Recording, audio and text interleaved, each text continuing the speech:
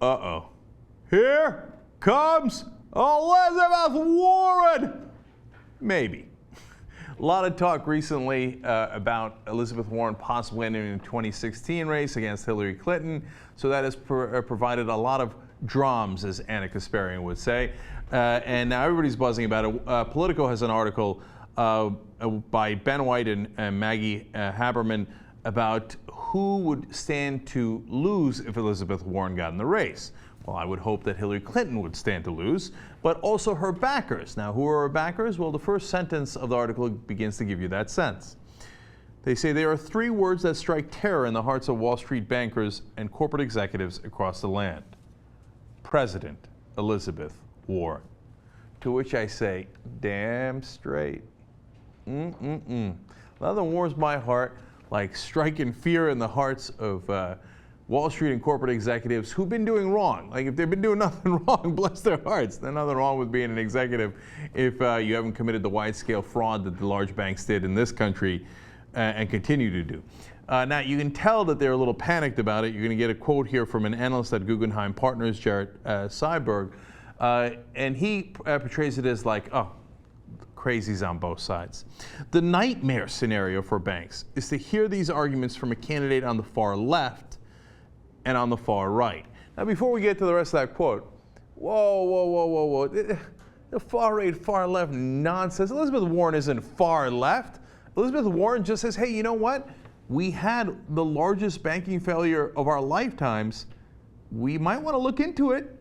We might want to fix it so it doesn't happen again. What? Far left? How crazy. She's not saying socialize the banks. She's not saying take over the banks. She's just saying, hey, can we do sensible regulation, as we did, by the way, for 50 years before they deregulated at the end of Clinton's term, that provided that a 50-year buffer of in a situation where we did not have major banking failure. It was amazing. Can we just go back to that? And nobody ever said in those 50 years that, oh my God, America is anti-capitalist, anti-bank.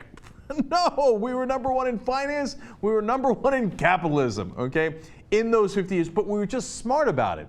She'd like to be smart about the regulation, so they're like, how far left? So the Jared Seiberg continues, suddenly you have Elizabeth Warren screaming about too big to fail on one side, and Rand Paul screaming about it on the other side, and then candidates in the middle are forced to weigh in. I love that for two reasons. Number one, he's basically acknowledging, now by calling them far left and far right, turns out the base of both parties have figured out we're the bad guys. And that's true. If you look at the polls, God, people are furious about the bankers who committed that fraud. And they're right to be furious, and there isn't any politician out there representing them because the so-called middle is filled with banker money. And as Dick Durbin famously said, he said, frankly, they run the place here on Capitol Hill. So number two thing that I like there is they acknowledge, if these guys get traction, the middle will be forced to weigh in. In other words, they'll be forced to do something that the American people want and we don't want.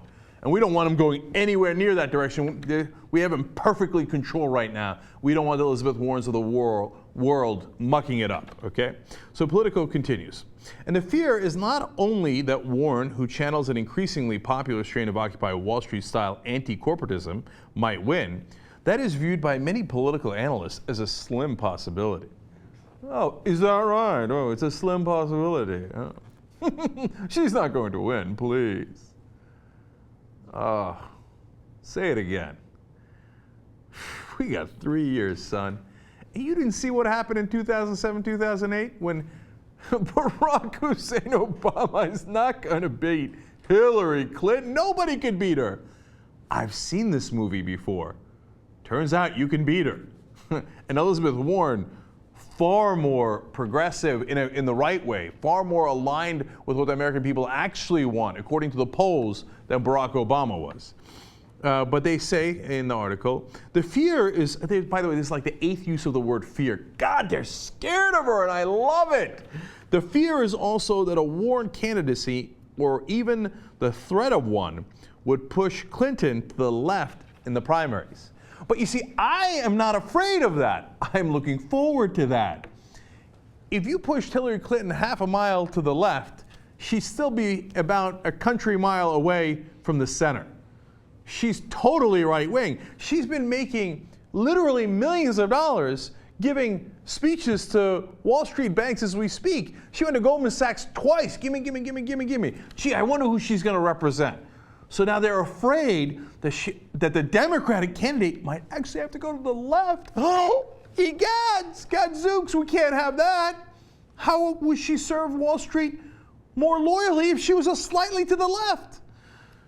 The fear of, another fear, this is unbelievable. Listen to this quote. The fear of a Warren candidacy is likely to drive even more Wall Street money to Clinton's potential campaign and attendant super PAC ready for Hillary. That's awesome. So the great irony here is because Elizabeth Warren might, maybe get into the race, Wall Street's like, Hillary, take more money, whatever you do, protect us from her. We're afraid she might actually rein us in and not let us do the fraud that has gotten us billions of dollars. God, I love that they're afraid. And then here comes a Democratic financier. He says, of course anonymously, Hillary is an adult who you can trust to lead and make decisions and not do anything stupid. That's almost out of a movie, man. Now, don't do anything stupid like challenge the powerful and the establishment that have been screwing the American people for all this time. And be an adult, okay? God, their arrogance, it oozes out of them.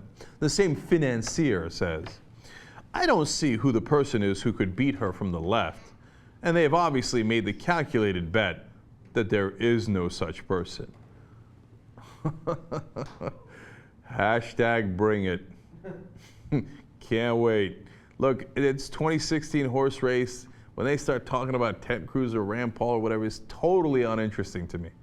But when you talk about a candidate who might actually represent the American people and take on the establishment and you tell me she can't win, then I get interested. And it's not just about Elizabeth Warren. Like, don't make this a cult of personality. There are a lot of great progressives in this country.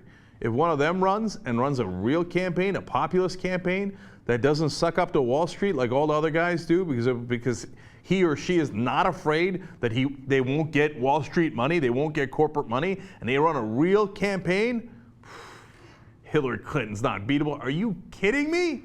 How could they possibly say that after she was already beaten?